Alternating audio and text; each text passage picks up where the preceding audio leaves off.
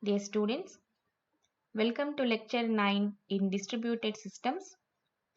So in this lecture you will be able to know about the remote procedure call, what is meant by a remote procedure call and what is meant by RPC model, the transparency of RPC and its implementation.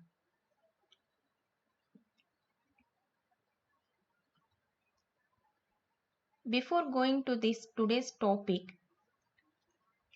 in the previous lecture we have covered about the message passing model. I hope you all watched the previous lectures and you are able to know the IPC mechanism, that is inter-process communication mechanism we follow is message passing model in distributed systems. And we also covered the topics of synchronization and buffering. Now coming to today's topic, the topic is introduction to remote procedure call. So here if you look at the word remote, you all know that remote is not in the same location, which is away from the current location is called as remote, which is not here is called as remote. Means we cannot access it physically. That system or that address is called as, that computer is called as remote computer. Next, coming to the word procedure, you all know that generally a procedure is a set of some coded instructions which tells a computer how to run a program or a calculation. So we all know the set of procedures are subroutines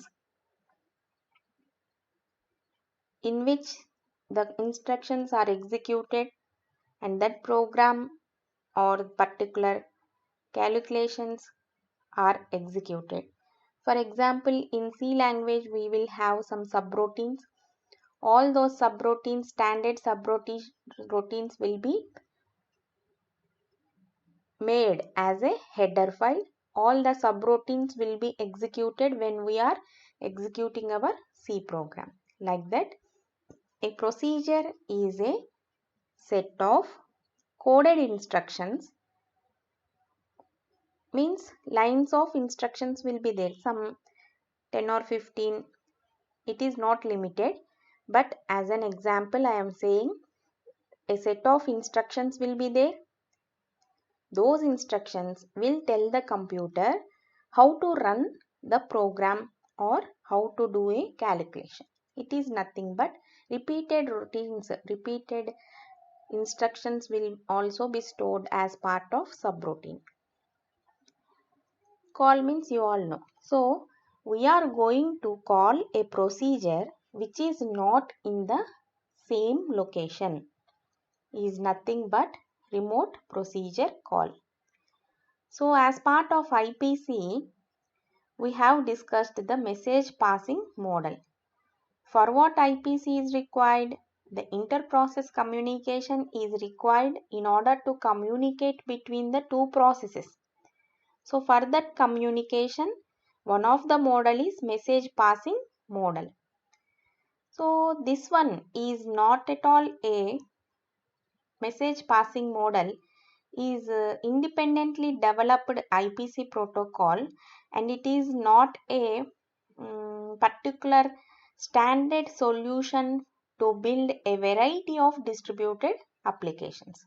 Okay, message passing model is okay up to some applications, but when you are developing a specific model specific to only one application, then it is not at all a standard or a foundation for different variety of distributed applications. So there is a need of IPC protocol such that we can use it for designing several distributed applications. Okay, message passing model is not suitable to all the applications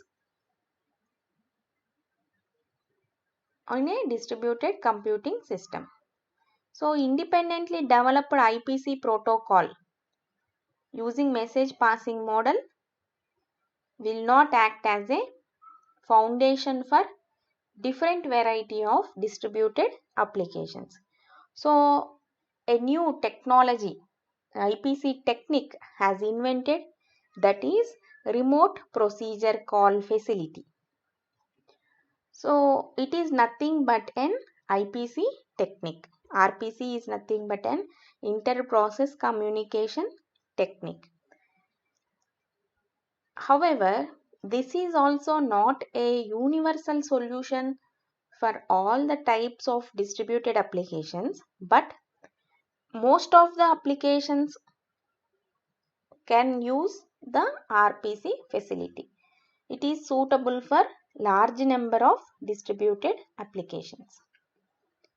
I hope you all understood what is the use of RPC. I am repeating again. Using IPC protocol which is developed independently is not suitable for all the types of distributed applications. So one of the technique of IPC is message passing model, in which both the process or number of process will interact with each other. RPC is also a technique of IPC in which majorly 5 components are involved.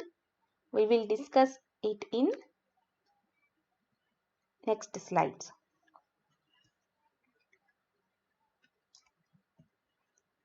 So why RPC is most popular is its simple syntax.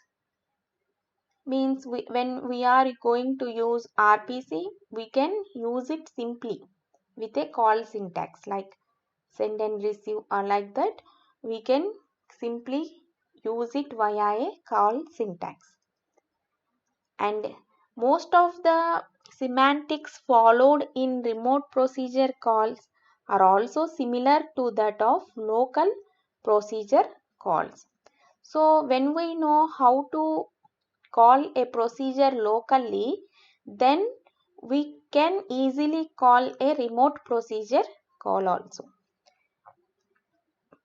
And the next is the specification is well defined. How to use it is well defined and it is easy to use. It's a generality, means it is common to most of the applications. In fact, it is not a single machine computations are not suitable. Its efficiency, and it can be used as an IPC mechanism to communicate between the processes on different machines as well as between different processes on the same machine. You can use in both the ways. If the procedure is not in the same location, then we will call it as processes on different machines. If the procedure are on the same machine, it is local procedure call. So it can be used for both the cases. So with all these reasons, RPC is getting popularity and it is an accepted IPC mechanism in distributed systems. IPC is nothing but inter-process communication mechanism. RPC is remote procedure call. It is one of the technique in inter-process communication mechanism. And the next topic is RPC model. We have already discussed that an RPC model is similar to procedure call model, in which the transfer of control and data within a program is performed in these steps. First of all, it is similar to the well-known and well-understood procedure call. So this procedure call model and RPC model will follow this manner. What is meant by RPC model is the program will follow these steps. So for making a procedure call, the caller places all the arguments to the procedure in some well specified location. Here also we will not share the memory. I hope you all know arguments mean. Some procedures may require the parameters. By taking those parameters, it can execute the procedure. So the first step is to call a procedure. The caller means who is calling. The procedure is caller.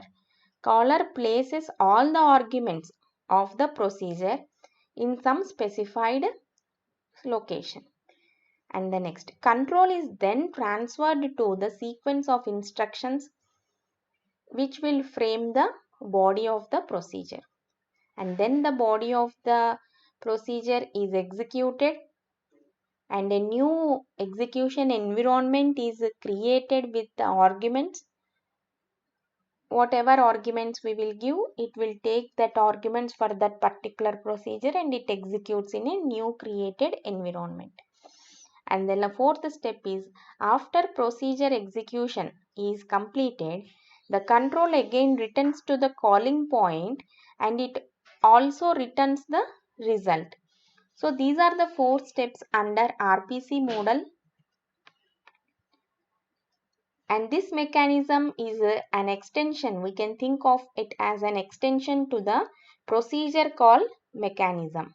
Means it enables a call to be made to the procedure that does not reside in the address space of the calling process. Means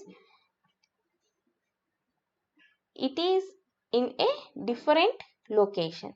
So the called procedure will be called as a remote procedure. Why? Because it is not in the caller's address space. So it may be on the same computer as the calling process or on a different computer. So in case of RPC, the caller and the callee process will have a different address spaces. Disjoint means different address spaces. So here they are giving us possibly on different computers. Different computers will have different address spaces. So like this in RPC, first thing is RPC mechanism is an extension to procedure call mechanism. An RPC mechanism enables a call to a procedure that does not reside in the same location, or the called procedure may be on the same computer as the calling procedure or on the different computers. It might be in the same location or not, but still in case of RPC, both the caller and callee process will have the different address spaces. So the RPC facility uses a message passing scheme for information exchange between the caller and the callee process.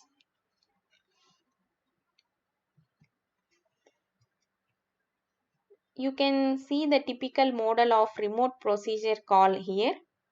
So when a remote procedure call is made, the caller and callee will interact in the following manner. See here, caller is a client process who is requesting the procedure is called as caller, and who will process that request is this callee, server process. So here caller client process will call procedure and it is sending a request message which contains the procedure's parameters, nothing but the procedure's arguments of a procedure. It is sending a request message which contains the remote procedure parameters. All these remote call is going to the callee process. So the request is received and it start procedure execution with the parameters given by the caller. So here the caller process is suspended. Here see procedure will execute and the server process will send the reply and wait for the next request. So here the caller process will resume the execution and it takes the result coming from the server process and resumes means to continue, to start over the execution. So the reply message will contains the result of the procedure execution. For example, there is a procedure of some calculating multiplication of two numbers. We are giving 4 and 5. The result will get back to us as 20, like that. So this is the RPC model. I have already explained. The client process sends a call message to the callee and it waits. This one is the block state. It waits for a reply message. The request message contains the remote procedures parameters. What the server process will do? The server process will execute the procedure and then returns the result of the procedure execution in the form of a reply message.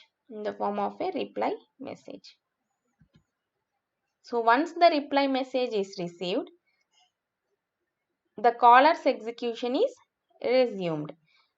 It will take the result which is coming from the reply message. This is the RPC model. And the server process is normally dormant, means it is in a temporarily suspended state and it awaits for the arrival of the request message, not only from the same computer or it might be from different computer. It waits for a request message, waiting in a temporarily suspended mode. What? The server process. It always waits for a request message. When one arrives, means when one request arrives, the server process extracts the procedure parameters. It will identify the procedure with the help of procedure parameters and it computes the results.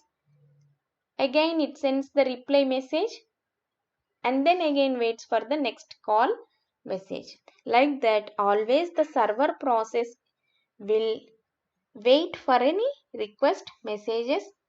As soon as it gets the call, it executes or extracts the procedure parameters, it computes the results and it sends a reply. Three operations are there.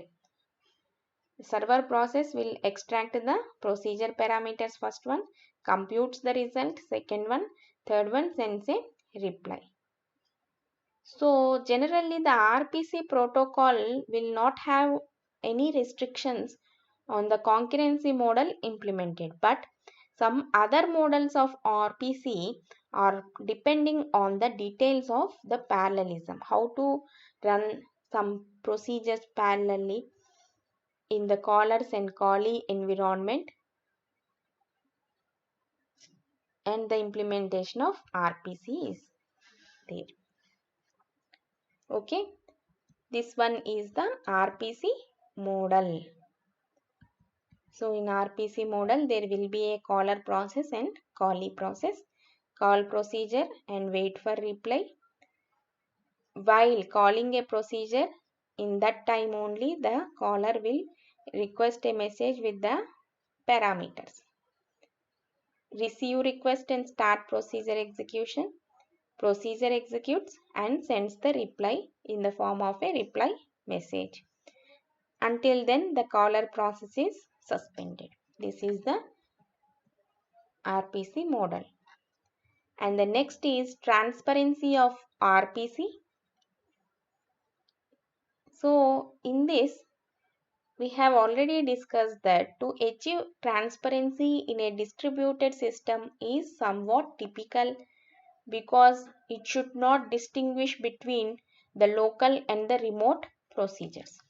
In the similar manner, a transparent RPC mechanism is the one in which the local procedures and the remote procedures are not distinguishable. Distinguishable means it is not known to the programmers. Means the programmer should not identify whether this procedure is a local procedure or remote procedure. So transparency means that one. So one of the major issue in the design of RPC facility is its a transparency property. Means whenever a programmer call a procedure, it should not show any difference in time or in execution. It is a local procedure or a remote procedure.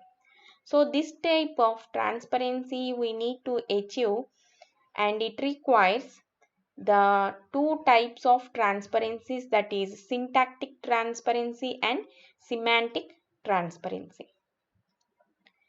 See, syntactic transparency means whatever syntax we are using to call a remote procedure should have exactly the same syntax as a local procedure call. Means we should follow the same syntax for local procedure call and also for the remote procedure call. So whenever we have the same syntax for both the local and remote procedures, there is no distinction between them. If we have some difference in the syntax, then we can easily identify that this procedure is not in this location. So syntactic transparency means we should have the same syntax for both the remote procedure call and local procedure call, so that the programmer will not identify whether the procedure is local or remote. And the next transparency is semantic transparency. Means all the semantics of a remote procedure call should also be identical to the local procedure call. So by these two, we can achieve the transparency in RPC. But some of the differences will be there between the remote procedure calls and local procedure calls. So those are local procedure calls and the remote procedure calls. The called procedure is executed in an address space which is different from the calling program's address space. So this is the reason that the called procedure cannot have access to any variables in the calling program's environment. Means whenever we have a remote procedure, we cannot have an access to the variables or data values in the remote program's environment, that is calling program's environment. If we have that procedure locally, we will have all the access to variables and data values. This difference will be there. So thus in the absence of shared memory, we cannot say that pass the address in the arguments. We can think of it as by making call by reference pointers. All these cases are not encourageable. And the second difference is remote procedure calls are more vulnerable. Means we can easily attack.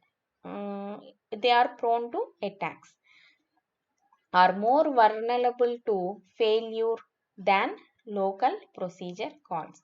Means failures can happen in RPC because they involve a network. When they are not in the same location, we need to connect to a remote computer via a network itself.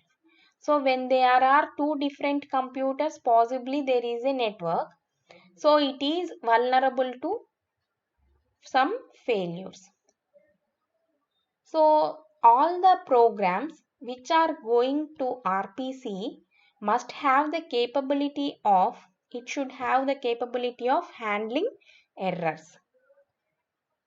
So they need to take care of the possibility errors or crashes in a network. So all these difficulties discussed above are not very difficult to achieve, but the semantics of RPC are similar to the local procedure calls. Here also the calling process is suspended until the called procedure returns. The caller can pass arguments to the called procedure.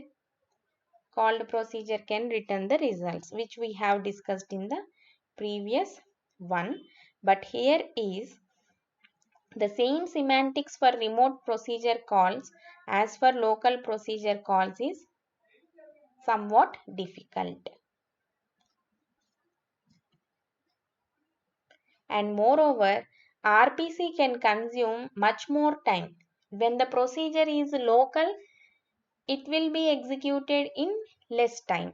When it is in remote, it takes much more time than local procedure calls. So, why? Because there is an involvement of communication network in RPC. When the communication network is there, then it takes much more time than the procedure which is locally executed. So applications using RPC must also have the capability to handle the long delays. Means some network congestion is there, traffic is more, and congestion is occurred. In such a cases also, it should have the capability to handle. Means it should take care of these long delays. So because of these difficulties, some researchers feel that the RPC facility should not be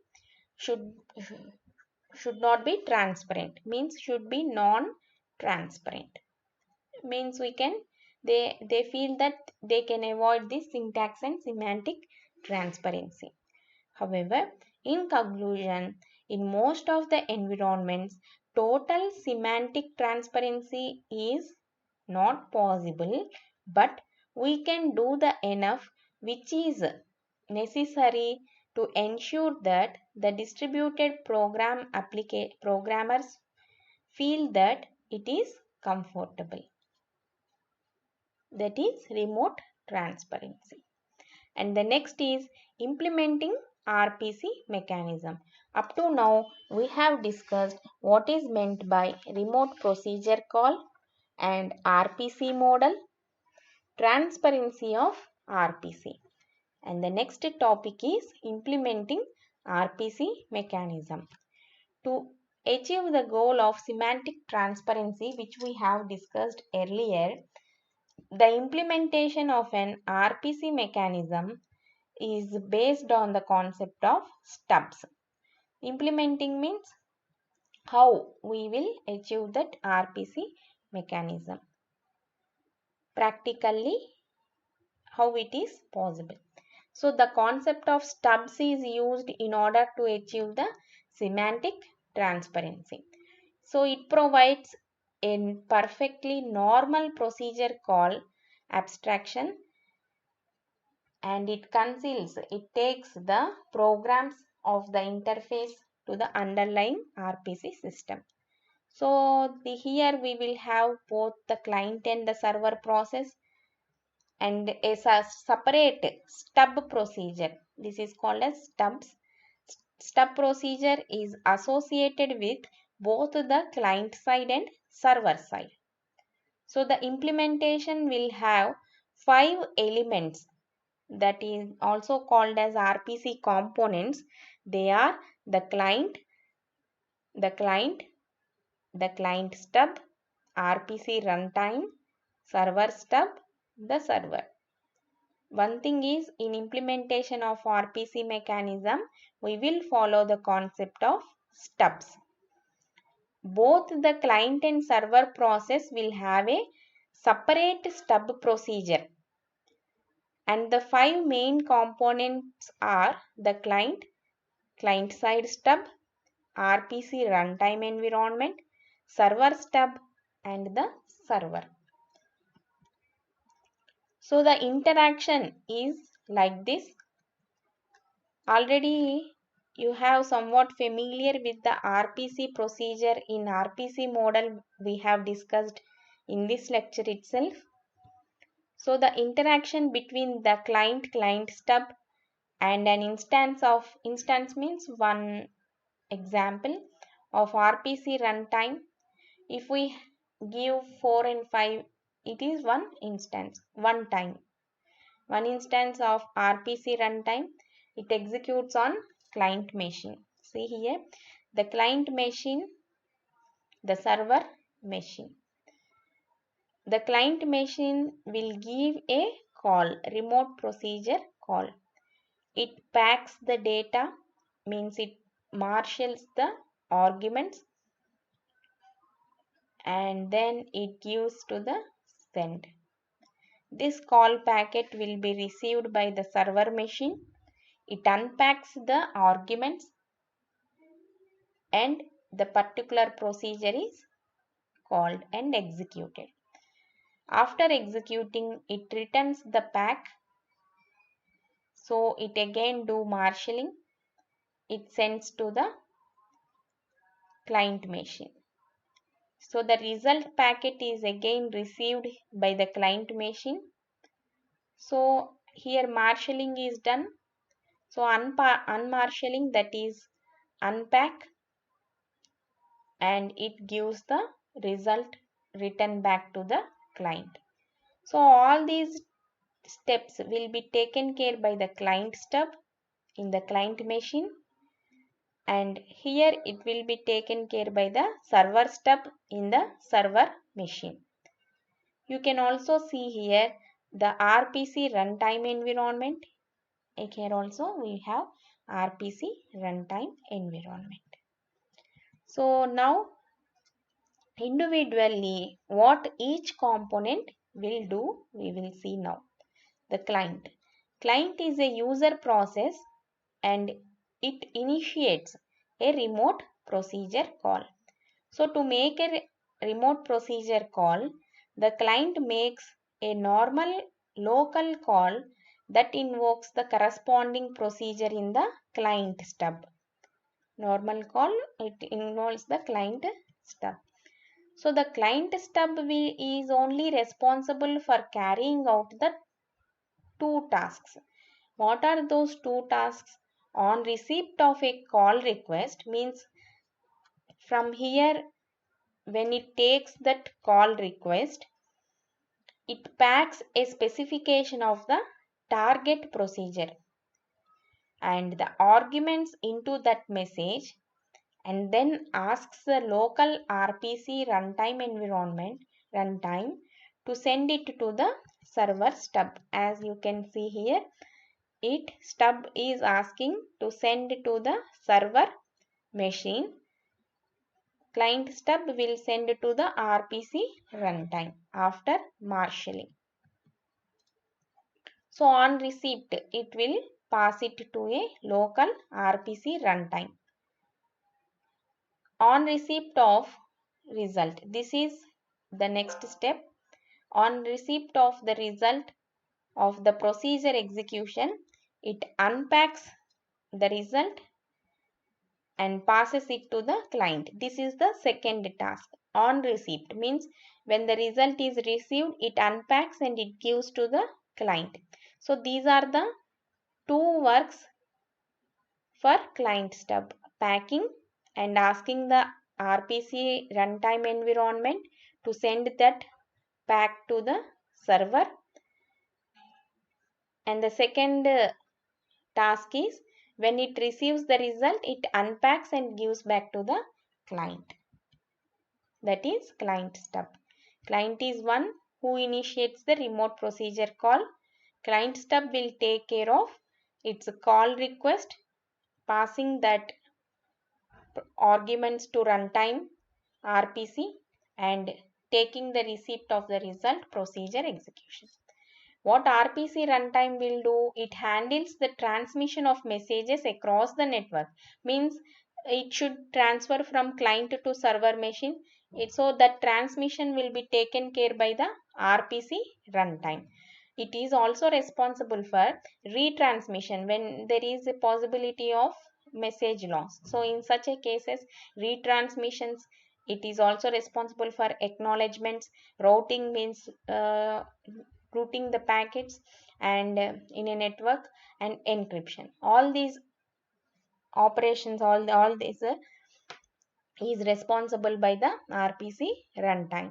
So RPC runtime on client machine will receive the call. From where it receives? It receives the call from the client stub and sends it to the server machine. So it receives that message containing the result. When it receives the result from the server machine, it passes to the client stub. Similarly, RPC runtime on the server machine will receive the message containing the result of procedure execution from the server stub, and it again sends to the client machine. So similarly, both the RPC runtime environment will receive and send.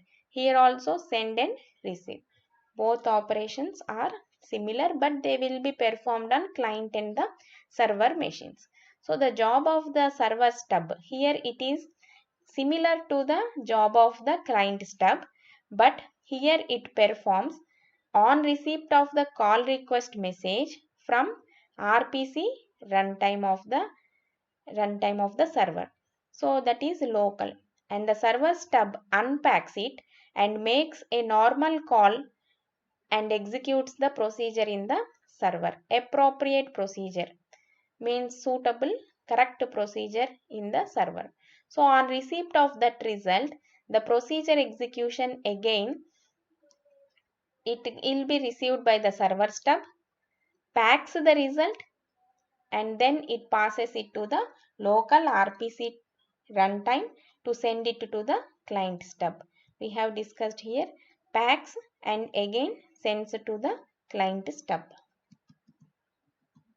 And the last fifth component is server. What server will do?